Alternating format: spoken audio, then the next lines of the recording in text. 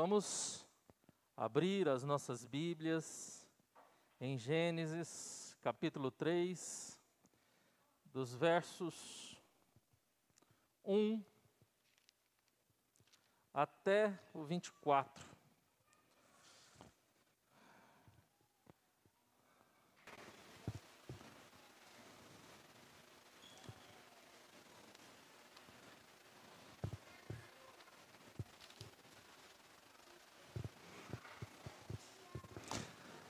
Todos acharam? Vamos, acompanhe a leitura. Assim está escrito: Mas a serpente, mais sagaz que todos os animais selváticos, que o Senhor Deus tinha feito, disse à mulher: É assim que Deus disse: Não comereis de toda a árvore do jardim? Respondeu-lhe a mulher: Do fruto das árvores do jardim podemos comer, mas do fruto da árvore que está no meio do jardim, disse Deus: Dele não comereis, nem tocareis nele, para que não morrais. Então a serpente disse à mulher: É certo que não morrereis, porque Deus sabe que no dia em que dele comerdes, se vos abrirão os olhos, e como Deus, sereis conhecedores do bem e do mal. Vendo a mulher que a árvore era boa para se comer, agradável aos olhos, árvore desejável para dar entendimento, tomou-lhe do fruto e comeu, e deu também ao marido, e ele comeu. Abriram-se então os olhos de ambos, e percebendo que estavam nus, coseram folhas de figueira e fizeram cintas para si. Quando ouviram a voz do Senhor Deus, que andava no jardim pela viração do dia, esconderam-se da presença do Senhor Deus, o homem e a sua mulher, por entre as árvores do jardim. E chamou o Senhor Deus ao homem e lhe perguntou: Onde estás? Ele respondeu: Ouvi a tua voz no jardim, e porque estava nu, tive medo e me escondi. Perguntou-lhe Deus: Quem te fez saber que estava nu? Comestes da árvore de que te ordenei que não comesses? Então disse o homem: A mulher que me destes por esposa, ela me deu da árvore e eu comi. Disse o Senhor Deus à mulher: Que é isso que fizestes? Respondeu a mulher: A serpente me enganou e eu comi. Então o Senhor Deus disse à serpente: Visto isso que fizestes, maldita és entre todos os animais domésticos, e o és entre todos os animais selváticos. Rastejarás sobre o teu ventre e comerás pó todos os dias da tua vida. Porém, inimizade entre ti e a mulher, entre a tua descendência e o seu descendente. Obrigado, Romão. Este te ferirá a cabeça e tu lhe ferirás o calcanhar. E a mulher disse: Multiplicarei sobremodo o sofrimento da tua gravidez, e em meio de dores dará à luz filhos, e o teu desejo será para o teu marido, e ele te governará.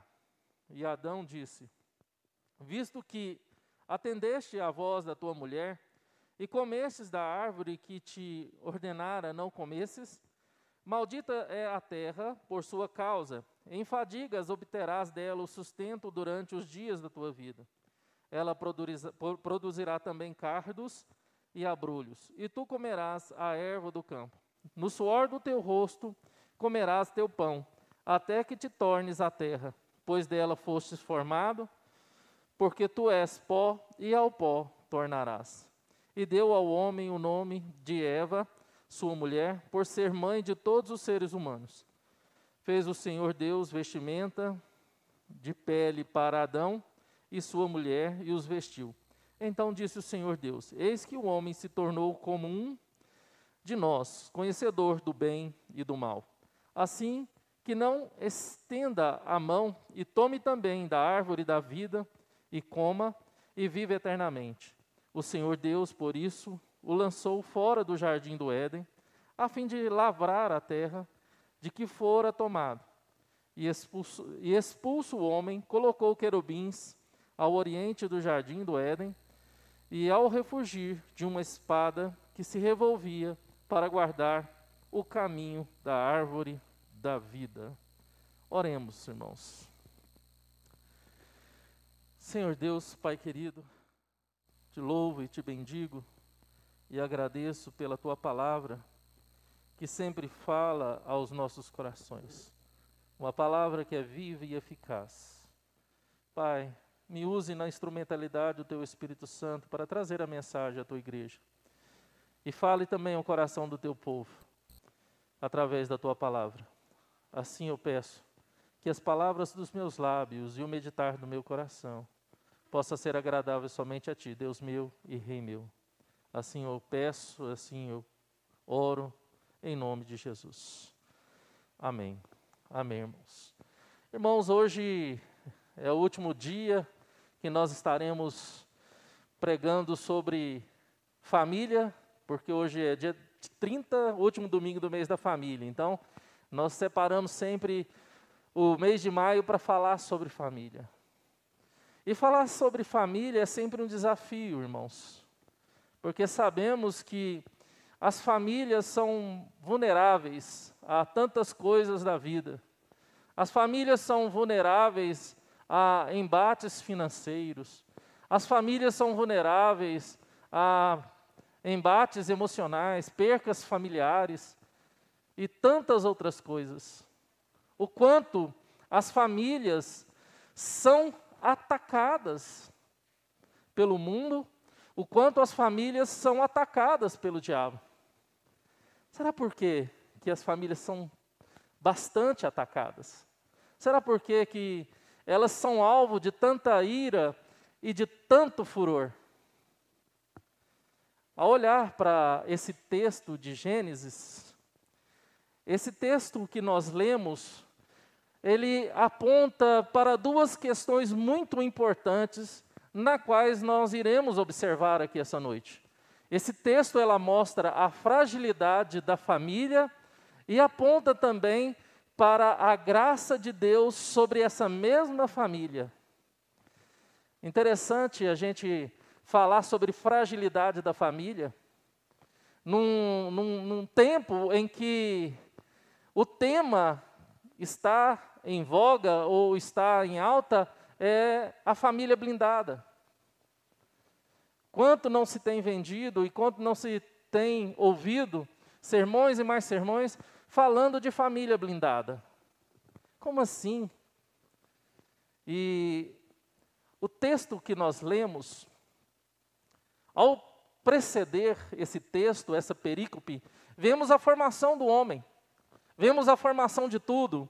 E a Bíblia fala que tudo que Deus criou era bom. E o bom aqui era no sentido de ser agradável e perfeito. Quando Deus criou o homem, ele estava no estado de perfeição. Quando Deus criou a mulher, instituiu a família estava no estado de perfeição. De fato, até então, possa-se assim dizer que era uma família blindada. Era uma família que não tinha se corrompido com o mal. Era uma família que estava, de fato, totalmente protegida por Deus e pelo Éden. E esse texto nos traz aqui, irmãos, o porquê. A família é fragilizada, as consequências da fragilidade da família através da queda. Quando o mal entrou no coração do homem, quando o homem e a mulher deram ouvido para Satanás e desobedeceram a Deus, e com a desobediência veio a queda, e com a queda veio as consequências. Essas consequências não foram somente na questão das dores de Eva, não foram somente no trabalho que esse homem agora ia ter que suar e trabalhar e fadigar para conquistar e alimentar a sua família. Ao falar de fragilidade, percebemos aqui, irmãos, claramente, que a primeira questão, o primeiro aspecto que se observa é que essa família perdeu a inocência moral. Ao olharmos o verso que fala, perceberam que estavam nus e se esconderam. Van Groninger, ao trabalhar esse texto, ele fala que essa perversão moral, essa questão de esconderam, não era simplesmente por ver a sua nudez. Não era simplesmente eles estarem surpresos por estar nus. Mas Van Groninger, ele trabalha uma palavra no texto original, que ali entrou toda sorte de perversão imoral no homem e na mulher. O desejo não permitido por Deus, de infidelidade, toda sorte de pecado na área da moralidade. Irmãos, e Van Groninger, quando ele toca nesse assunto, é perceptível hoje, em muitas famílias, tanto no Brasil quanto fora do Brasil, todas as famílias, o quanto são atacados na questão da moralidade.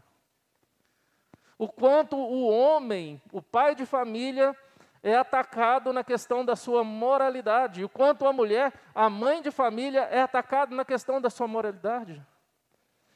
Hoje o que a TV apresenta, o que os filmes apresentam, o que as séries apresentam, o que os outdoors da cidade apresentam, é para de fato ir dentro dessa fragilidade que existe na família.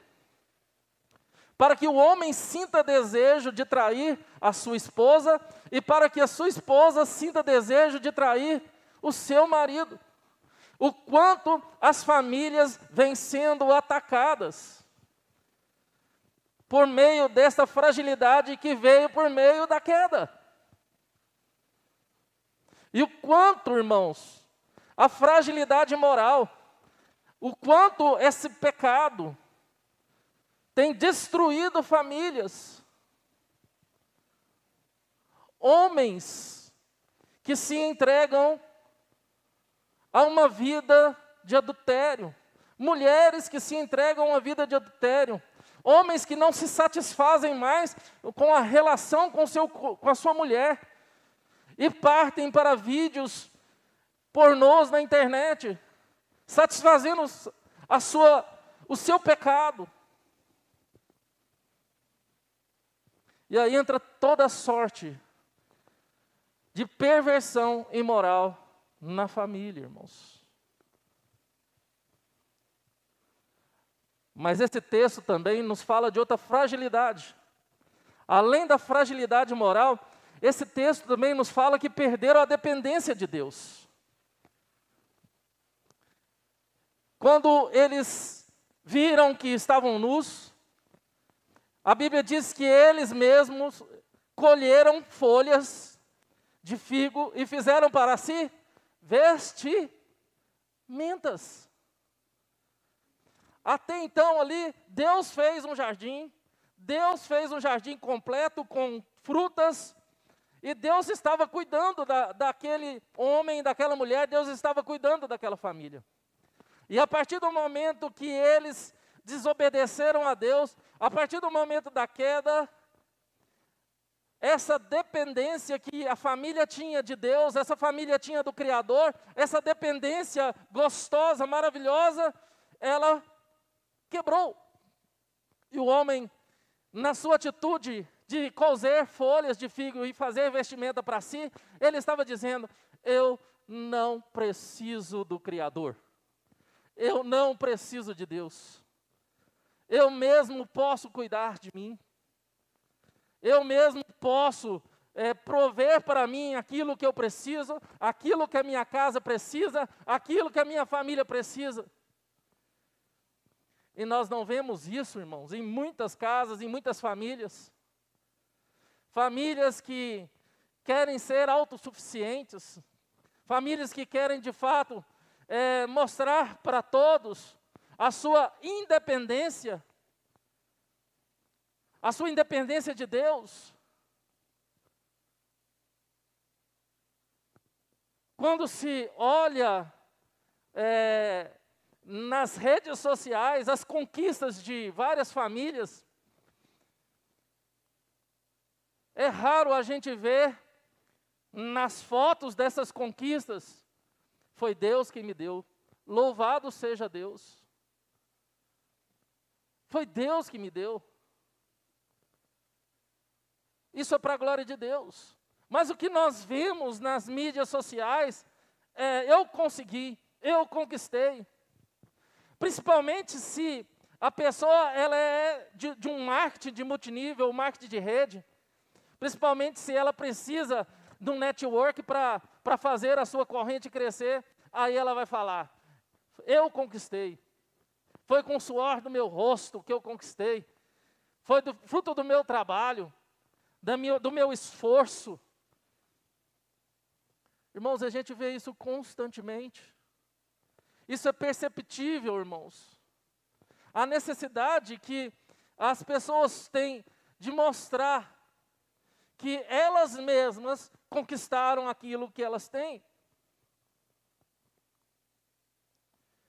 Quando a gente olha para essa linha que cresceu bastante nos últimos anos, que é a linha dos coachings, a gente vê praticamente isso. Agora mesmo, antes de começar o culto, eu recebi uma imagem de um coaching chamando as pessoas a assistirem a sua live para que elas possam, de fato, conquistar aquilo que elas precisam com suavidade. E a gente vê isso sendo pregado. Você pode, você consegue, você pode. Você tem força. E esse texto de Gênesis nos traz claramente que isso é, de fato, um efeito que causou uma fragilidade na família, onde muitos agora acham que podem ter uma independência de Deus, e buscam essa independência de Deus, se estribando nas suas próprias forças. A terceira distorção que nós vemos por meio da fragilidade, nesse texto, é o medo e a fuga, irmãos. É o medo e a fuga. É a negação. Quantas famílias foram destruídas, quantas famílias estão sendo enfraquecidas por causa disso. Onde o homem não toma uma posição dentro de casa, uma posição de pai, uma posição de esposo que ama a esposa e vice-versa. E se pretende se refugiar, buscar fugir para questões onde ela não possa ou ele não pode assumir essa responsabilidade de pai ou de mãe, ou de cônjuge, de marido e mulher. E nós vemos claramente homens tendo a sua fuga nas mídias sociais, mulheres tendo a sua fuga nas mídias sociais, homens tendo sua fuga nos encontros dos amigos em bares, homens tendo a sua fuga de diversas formas, não reconhecendo a sua fragilidade, falando, eu preciso de Deus. Eu preciso de Deus, eu preciso de fato assumir o meu papel. A mulher fala, eu de fato preciso de Deus, eu preciso assumir o meu papel de dona de casa, de auxiliadora idônea, de cuidar do meu marido, de cuidar da minha casa, de ser o suporte para o meu marido, ser o sacerdote do lar, pastorear os meus filhos, cuidar e guardar desse pequeno jardim, desse pequeno rebanho que Deus deu para ele. E o homem levantar com essa postura e falar, eu sou o pastor da minha casa, eu sou o sacerdote do meu lar, e juntamente com essa mulher que é a minha companheira idônea, nós iremos vencer na graça e no poder de Deus.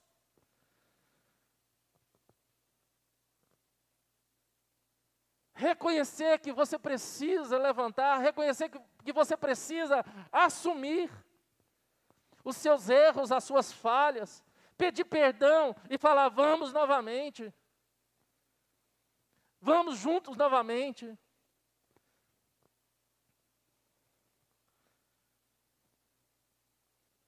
E a quarta fragilidade que nós vemos aqui, que entrou por meio da queda,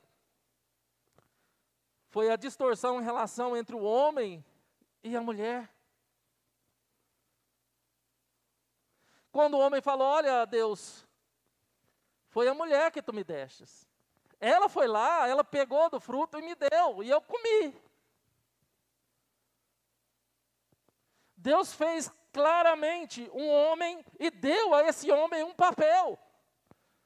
Deus deu a esse homem: olha, o seu papel no seu casamento, na sua família é esse. Deus fez a mulher e colocou a mulher na família e falou: olha, o seu papel é esse. E no contexto vemos claramente que Deus fez o homem e falou: olha, você vai cuidar e guardar. Você vai cuidar e guardar a sua esposa, cuidar da sua família e guardar a sua família. E a mulher, você vai ser a auxiliadora idônea. Você vai ser aquela mulher que vai estar, de fato, auxiliando o seu esposo. Vai estar caminhando junto, sonhando junto, sofrendo junto, orando junto, dizendo para o seu marido: olha, eu estou aqui, eu acredito em você, e com Deus a gente consegue. Não desanime. É isso que a Bíblia fala para a mulher, e é isso que a Bíblia, o texto aqui está falando para o homem. Mas a sexta fragilidade que esse texto nos mostra é que entra aqui agora a beligerância.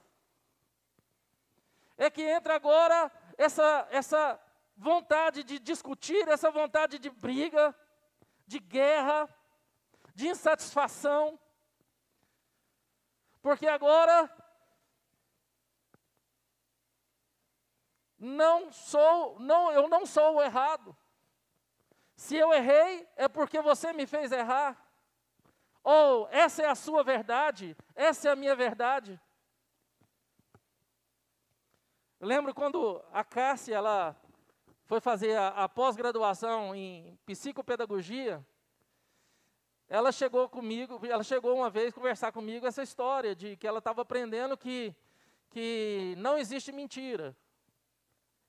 Ela estava fazendo uma tal de filosofia clínica.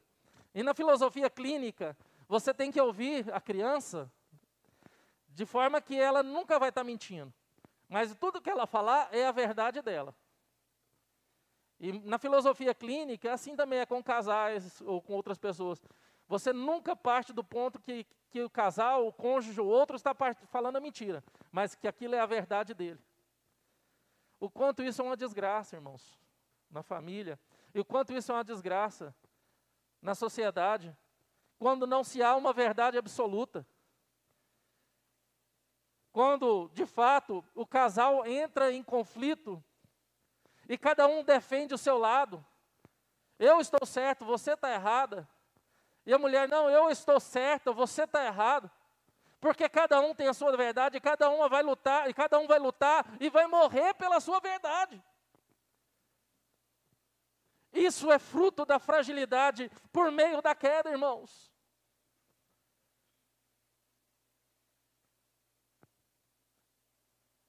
A beligerância, as intrigas, a insatisfação no casamento mostra essa fragilidade e percebe-se que nós temos que lutar contra isso, irmãos. Mas também, em sétimo lugar, irmãos, entra o sofrimento e a luta, tanto no tratar conjugal, no relacionamento conjugal, quanto na criação de filhos. Novamente, no termo trabalho árduo, Van Groningen, ele fala que esse trabalho árduo não estava só na situação de lavrar a terra, ou de suar, de fazer calo na mão, de ter que trabalhar, ralar bastante, para tentar dar o mínimo para a família, mas sim estava em toda a situação familiar. Desde o correr atrás do sustento, quanto também no relacionamento conjugal, como também na criação de filhos. Esse trabalho árduo está sobre o relacionamento, porque agora eu tenho que te amar, apesar das suas fragilidades, apesar da sua imperfeição, apesar dos seus defeitos, eu tenho que te amar. Eu tenho que educar os filhos. Por mais difícil que seja, eu preciso inculcar neles a palavra de Deus. Eu preciso fazer com que eles cresçam no caminho de Deus e sejam, de fato, homens e mulheres que espelham Deus na sociedade e amam a Deus de todo o coração e vivam para a glória desse Deus.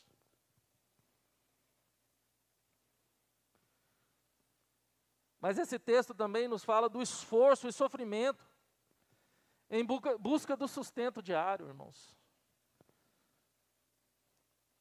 O quanto, irmãos, nos esforçamos, o quanto se esforça pelo sustento da família, para se manter a família guardada e cultivada, o quanto se esforça. Eu sei que aqueles que já têm seus filhos criados e vê seus filhos bem na vida, pode olhar para trás e falar, realmente, foi difícil, mas Deus me ajudou. Aqueles que estão no começo, como eu e outros aqui, estamos ainda na luta e na dependência de Deus, para que os nossos filhos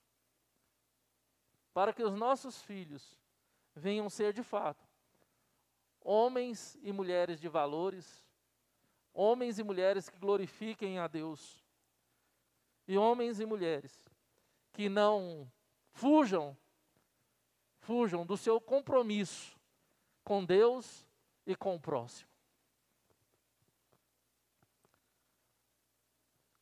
E a última fraqueza que nós observamos no texto em que nós lemos foi a morte física, irmãos, foi a separação.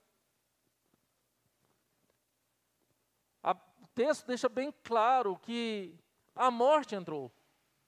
E Deus falou para Adão, olha, e para Eva, vocês são pó, e ao pó voltará.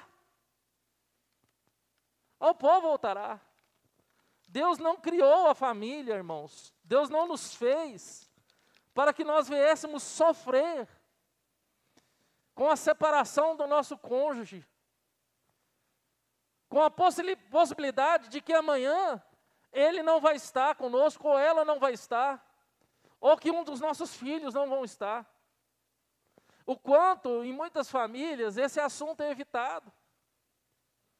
O quanto é evitado. Essa semana para trás, eu fiquei sabendo de um pai de família que, antes de ser entubado, ele fez um vídeo para sua esposa, para o colégio onde ele trabalhava como professor, e para os seus filhos. Sua esposa, ele dando todo o direcionamento, o que ela deveria fazer, se caso ele viesse morrer ali no entubamento. Para os seus filhos, dizendo que ele os amava muito, e dando encorajamento para que os seus filhos continuassem amando a Deus e cuidando da mãe deles. E para a escola onde ele trabalhava, ele falou, olha, apenas dê aquelas atividades que está no e-mail que mandei tal dia. E realmente, ele não sobreviveu do entubamento. Não sobreviveu. O quanto é difícil, irmãos, para nós lidar com essa situação. O quanto é difícil a gente lidar com a incerteza. O quanto é difícil, irmãos. Saber que nós estamos sujeitos a um vírus que pode nos matar, que pode deixar sequelas gravíssimas. O quanto é difícil, irmãos, ter que conversar em casa com o nosso cônjuge e falar, olha, se caso isso acontecer, faça isso, isso e isso. Se caso isso acontecer, faça isso, isso. Eu lembro claramente quando a Cássia estava com câncer, Ana Luísa era bebê, e ela chorava de madrugada, dando uma madeira para Ana Luísa, e falava assim, olha, se eu morrer, não casa de novo, mas se você for casar, deixa minha irmã cuidar da Ana Luísa. Porque ela morria de medo de eu casar e ter uma madrasta que fosse judiar muito da Ana Luísa. E ela já deixava a diretriz, tudo direitinho. E a gente conversava muito sobre isso. Quando ela teve o câncer, pelas 3 vezes, a gente conversava muito sobre isso. Mas está aí, Ana Luísa, né, com 18 anos, Carolina já com 5, e Deus tem abençoado. Mas o quanto é difícil, irmão, falar sobre isso. O quanto é difícil. E o quanto essa última fragilidade nos mostra, irmãos, agora a segunda parte desse sermão. Se a queda trouxe a fragilidade sobre a nossa família, se eu pudesse colocar a família que hoje tem numa caixa de papelão e colocasse assim, cuidado, frágil, poderíamos fazer. Mas ao olhar também a ação de Deus, nesse texto vemos também uma família favorecida pela graça. Sermão de domingo passado eu falei sobre isso. A graça na ação de Deus em nossa casa, em nossa família. Mas agora eu quero que vocês percebam, irmãos, que a fragilidade da família agora, por meio da queda, ela é socorrida pela graça de Deus. Embora há essas dificuldades, embora há tantas coisas que veio por meio da queda, eu posso, como marido, você pode, como esposa, se agarrar na graça de Deus, sabendo que Deus, em toda e qualquer circunstância, pode te ajudar e tem te ajudado e tem provido para a sua casa e para a sua família. Mesmo diante da dificuldade que você está passando na sua casa, com a sua mulher, mesmo diante da dificuldade que você está passando com o seu esposo, com a criação de seus filhos, com a vida financeira, com a incerteza se você vai continuar no trabalho, ou com a incerteza se você vai trabalhar ou não. E no verso 9, nós percebemos a primeira nuance dessa graça, onde Deus desce na viração do dia e pergunta, aonde estás? Deus procura o homem. Deus não perde o seu interesse pelo homem. Deus não perde o interesse pela sua criação. Deus não perde o interesse por eles, pela família. Assim também é perceptível que Deus não perde o interesse pela sua família. Deus não perde o interesse por você, pela sua casa. Deus, Ele se interessa sim, pela sua casa e pela sua família.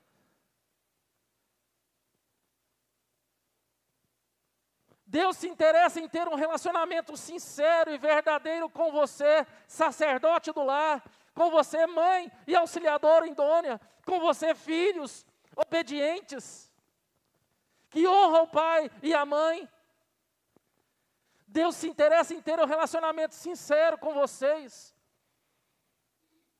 Essa é a primeira graça que observamos, que apesar da fragilidade, que apesar do coração do homem querer ser independente e achar que é independente de Deus, Deus não abandona a família, Deus não abandona a sua casa, a sua vida, o seu casamento.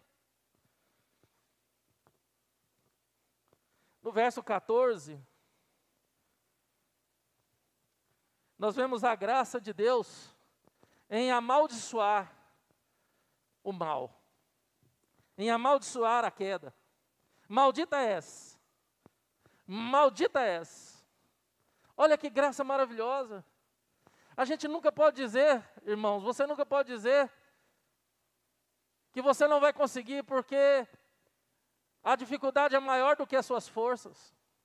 Você nunca vai poder dizer que você não vai conseguir porque o diabo não quer, ou porque o diabo está lutando muito contra o seu casamento, o diabo está lutando muito contra a sua família, contra os seus filhos, e você não tem força.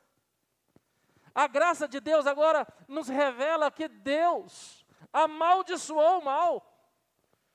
Deus decretou para o mal agora um fim. Deus decretou para o mal agora um limite. John Piper, ele fala que o diabo é um cachorro bravo amarrado com uma corrente. E ele tem e essa corrente dá apenas uma certa distância colocada pelo seu dono. Então, esse cachorro bravo, que é o diabo, ele só vai até onde a corrente deixa. Ele foi limitado pelo seu dono, e só durante aquele espaço. Ele pode latir, ele pode babar, ele pode mostrar os dentes, ele pode avançar, mas ele é aquele cachorro que avança ferozmente contra você, mas a corrente estica e ele cai para trás, porque ele só vai até ali. E John Piper, ao ilustrar isso, ele mostra claramente que a ação do mal, a ação do diabo contra a tua vida, contra a tua casa, a tua família, teu casamento, é limitada por Deus. E esse texto nos mostra claramente isso. O diabo não tem poder sobre o seu casamento. O diabo não tem poder sobre a sua família, sobre os seus filhos. E no verso 15, nós vemos aqui Deus trazendo uma esperança. Deus mostrando aqui a preparação do Evangelho por meio da redenção de Jesus Cristo.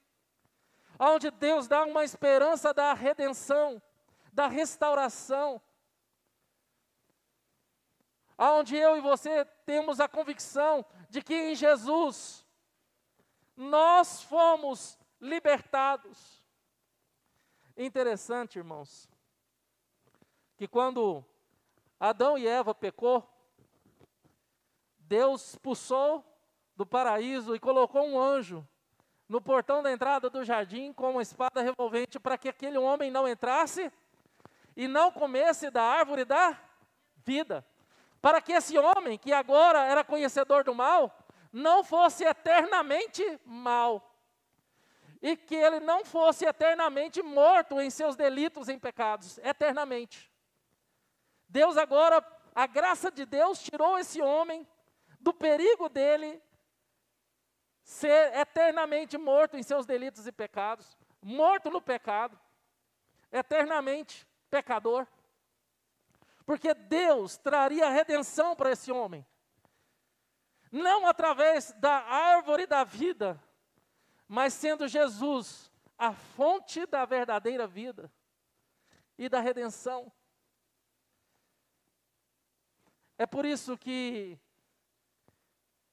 Jesus, ele fala que ele é a videira verdadeira. Aquele que come dele nunca mais morrerá, mas será a vida eterna. Aquela árvore que foi ocultada por Deus, agora foi colocada diante de nós, diante de mim, diante de você, diante da tua casa, diante da tua família. Jesus agora é esse fruto que nós devemos comer, que nós devemos, de fato, usufruir, para que nós venhamos ser libertos de toda a consequência que essa queda trouxe, acarretando fragilidades em nossa vida, em nossa casa, em nossa família, e nos dando a certeza de uma restauração futura e da vida eterna. E da vida eterna, irmãos. Então, irmãos, ao olhar para esse texto de Gênesis 3, esse texto que relata a queda de uma família, de um casal.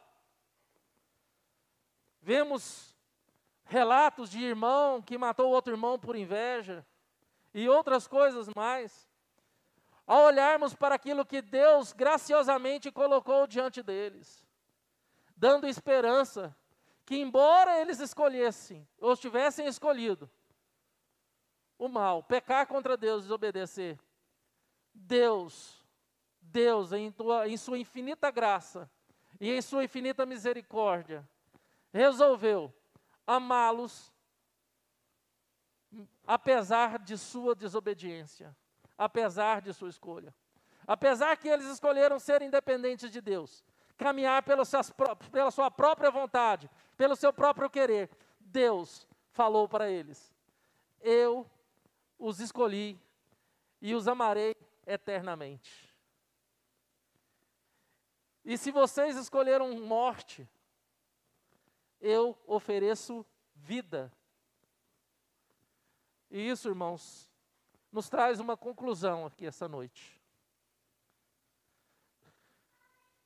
A salvação para o seu casamento, a salvação para a sua casa, para a sua família, ela não se encontra na sua própria vontade, ou na sua própria destreza de querer resolver as coisas, ou na sua própria força, inteligência. Mas a salvação para a sua vida, para a sua casa, para a sua família, para o seu casamento, se encontra na pessoa de Cristo Jesus. De Cristo Jesus. Porque, de fato, ele foi aquela descendência da mulher que pisou na cabeça da serpente e esmagou. Ele venceu todo o mal, por mim e por você. E nos dá força, irmãos, por meio do Espírito Santo, de resistir ao diabo, para que ele fuja de nós. Resista ao diabo, para que ele fuja da sua casa, da sua família. Resista às tentações. Olha que linda, quando a oração que Jesus ensinou, o desejo que deve estar no nosso coração, em pedir para Deus: Deus, não me deixe cair em tentação, mas me livre do mal. Não me deixe cair em tentação. Esse deve ser o desejo do seu coração, o dizer no seu coração, a profissão constante em oração: não me deixe cair em tentação, mas me livre do mal. E eu tenho certeza, irmãos, certeza, que se sua luta for para a glória de Deus, se sua luta for em santidade, se sua luta for para honrar a Cristo e viver a Cristo, as coisas vão melhorar. Se você se apegar na graça de Deus, considerando essas fragilidades que foram ditas, se apegando nessa graça maravilhosa de Deus em Cristo Jesus, com certeza, o seu relacionamento conjugal vai melhorar. Com certeza, o seu relacionamento com os filhos vão melhorar. Com certeza, a situação financeira vai melhorar. Porque você vai segurar na graça de Deus. Você vai deixar de fazer coisas erradas, de pensar coisas erradas. De querer se mostrar, de querer ser independente de Deus, de querer conquistar as coisas pela sua própria vontade, pelo seu próprio querer. E você agora vai evidenciar a Cristo, vai mostrar a Cristo, vai revelar a Cristo. E não mais a tua vontade, e não mais as tuas vaidades.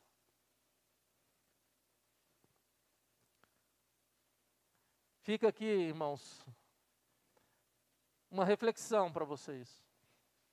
Para cada um de nós, nesse último dia de maio, que nós estamos encerrando a comemoração do mês da família. Deus revelou a sua graça maravilhosa em Cristo Jesus, mesmo sabendo que não merecíamos, por causa da nossa escolha. Mas Ele nos amou com amor eterno. Ele me escolheu e te escolheu para que nós, de fato, vivêssemos para Ele. Viva para Deus. Abrace esse grande amor de Deus em Cristo Jesus. Entregue a sua vida para Cristo Jesus. E resolva de agora em diante honrar esse Cristo. Viver esse Cristo. Na relação que você tem com o seu cônjuge. Na relação que você tem com as mídias sociais. Na relação que você tem com seus amigos. Com seus colegas de trabalho. Na relação que você tem com seus filhos. Na relação que você tem com seus pais. Se entregue ao senhorio de Cristo. E que Ele cresça e você diminua. Com certeza, você terá um lar feliz e abençoado por Deus. Feche seus olhos. Senhor Deus, Pai querido, muito obrigado pela Tua palavra, que falou ao meu coração. Creio, ó Deus, que comunicou também ao coração dos Seus filhos aqui essa noite. Pai, que essa palavra não fique apenas aqui, no encerramento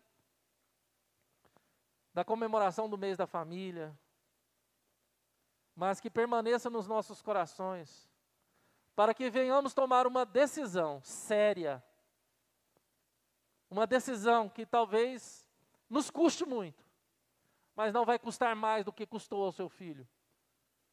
O sangue na cruz. Toda a dor e a vergonha que sofreu. Em uma vida para honrar a esse Cristo. Viver Cristo. Se entregar ao senhorio de Cristo. Tanto, ó Pai, no lidar com os nossos cônjuges, quanto também no lidar com os nossos filhos, pais, e com a nossa casa, e nossa família, e nossa parentela, Pai. Que viemos viver este Cristo, que nos salvou, nos amou e nos redimiu, e nos deu a certeza da salvação. Muito obrigado, ó Pai, muito obrigado. Tamanha salvação. Muito obrigado pela vida do Teu Filho, que na cruz nos colocou numa grande família, abençoada família, a família da cruz. São os nossos irmãos, que já foram e ainda que estão vivos, e que iremos passar a eternidade em uma grande família, nos céus, na eternidade. Assim eu oro, assim agradeço em nome do Senhor Jesus Cristo. Amém, amém, amém.